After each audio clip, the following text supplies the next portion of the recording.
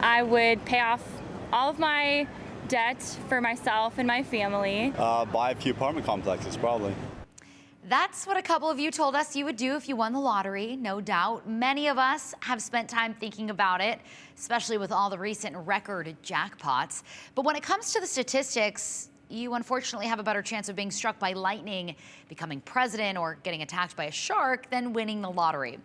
In fact, you have a 1 in 292.2 million chance of winning the lottery in the United States. But as our Shir Matsuzawa tells us, that obviously doesn't stop folks from playing the game. From the scratch tickets. And now, this year's $1 million winner is... to the raffles. And of course, the Mega Million and Powerball drawings. This is Powerball. The lottery is big business. In 2019, the North American Association of State and Provincial Lotteries found U.S. lottery sales totaled more than $91 billion. The larger the jackpot, the more interest there is in the game. Something Jeff Anderson is all too familiar with. He's the director for the Idaho Lottery and has been a part of it for 17 years. The citizens approved the lottery in 1988, and we started in 1989. In those years, he's seen a lot of luck and dedicated lottery players like Ken Covert. The Idaho man won $2.78 million in 2007. There's a lot of things that go through your mind of, should you go out and party? Should you go out and have a good time? Should you go to Las Vegas? Ken says life was good before he won the jackpot, and it's still good. You know, I've been able to buy a few nice things. I don't go over the top. I don't need sports cars, you know. Like I've told a lot of people, we don't need Lambos in Idaho. You need a four-wheel drive pickup is what you need, and that's what I own.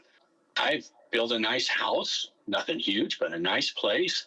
I hang around with nice people. I travel a lot. I fish a lot. Every now and then somebody will say, oh, there's that lottery winner. Connie Gowen's leg won the lottery 3 times. Well, in '99, my husband won $100,000. In 2008, I won $200,000 because I got the first 5 numbers, not the Powerball.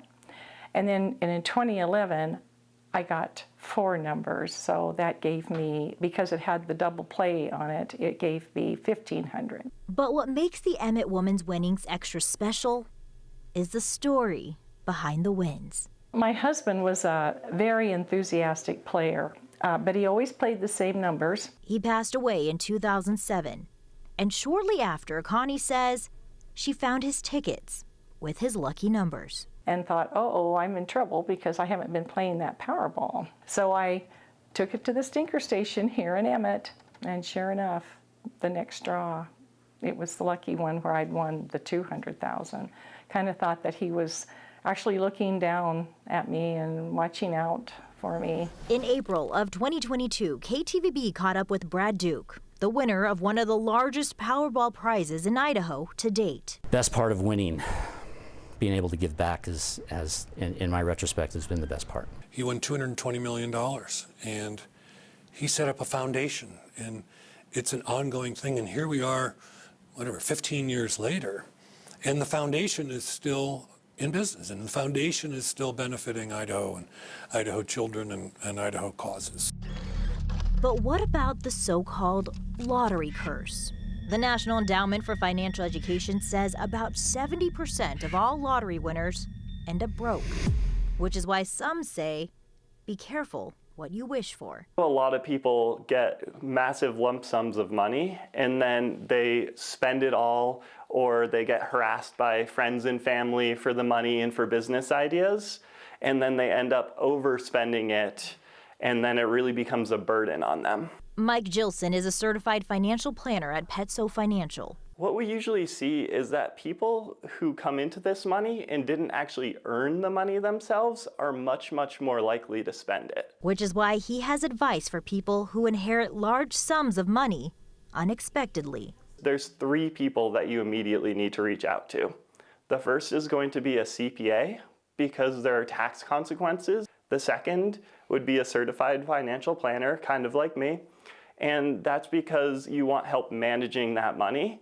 And then the third person is an attorney, because you want to make sure your legal documents are all in order. As a lottery winner himself, Ken adds lottery curses are usually brought on by the people themselves. You know, one of the big things people do when they win, they start waving banners and they get a license plate that says, I won 110 million. Well, now you're a target.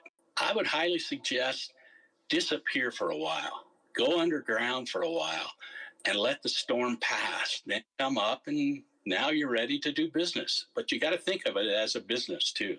A business that's also doing good. Because with every lottery ticket bought, Idaho schools are getting a cut.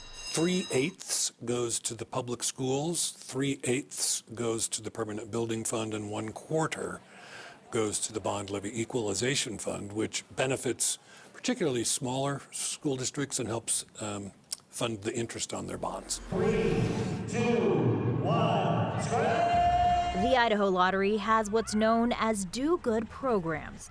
Those programs consist of Scratch for Schools, which has given more than $1.6 million back to Idaho schools. Idaho's students. Bucks for Books, which has helped 89 schools.